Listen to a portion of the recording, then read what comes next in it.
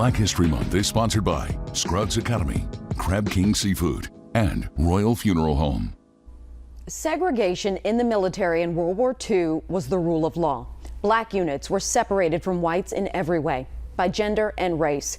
But it took all genders and all colors to fight and win. Prominent black units played integral roles in many battles. The Buffalo Soldiers and Black Panthers on the ground, and the Tuskegee Airmen in the sky.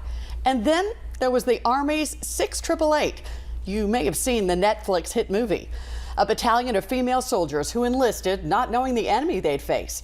It's a war story you may not know much about, one personal for a Decatur woman who's still unearthing details so that history and heroism are remembered.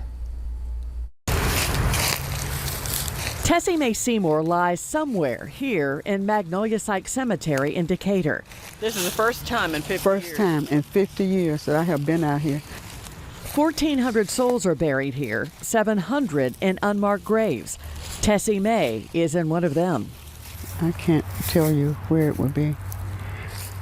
Mary Kelly is Tessie Mae's niece, a niece she loved like a daughter.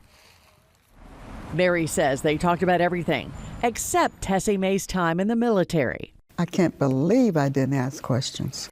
It's the answers to those questions that have Mary and her friend Peggy Towns digging for at the Morgan County Archives. I didn't know what she did, what was her job. Peggy was already probing into Tessie Mae's past when she happened to see her name in the credits of Tyler Perry's movie, The 6888. I was just elated to know that a person from right here in Decatur, Alabama, was a member of the 6888.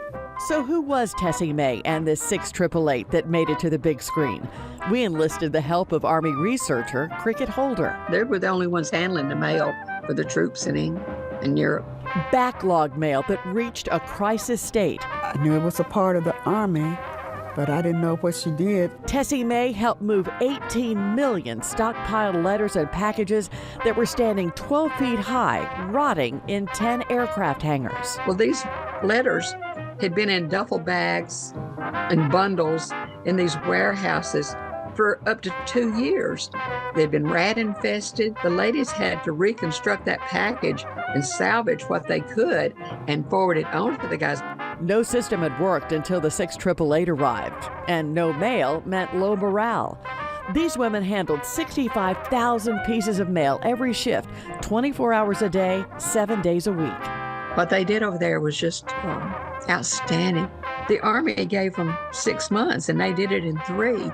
Tessie Mae was the first black female from Decatur to enlist in the Women's Army Corps and one of 855 assigned to the 6888. And they knew the worth of getting letters from home. They were just amazing, outstanding. When Tessie returned home from war, she worked in the local school system, and then she worked here at the U.S. Post Office. She had worked on the front lines. She had in the trenches experience. But when she got home, the job she was given was not the job she was qualified for. What did she do for the post office? She's listed as a charwoman. Charwoman? Which was just an old-fashioned term for what we'd call a cleaning lady today, I believe. I always knew that's what it would end up being because I knew the times that we were living in. Mary's pastor and historian. And she shapes for us an understanding that patriotism and heroism and service comes in the color black also. Mary's files on Tessie Mae are getting fuller, but her footsteps still can't lead her to Tessie's grave. A spot needed for a proper military headstone, designed for a special postal worker who helped boost morale and so much more with those letters from war. No one alive today knows where Tessie Mae is actually buried, but her name is etched on this monument at Fort Leavenworth, Kansas.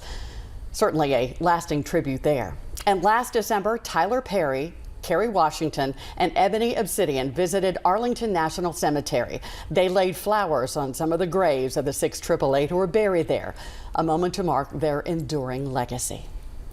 There was no hero's welcome for these women when they got home from war, but in 2022, they did receive congressional gold medals, mostly posthumously, because at the time, only 6 were still alive. We'll be right back.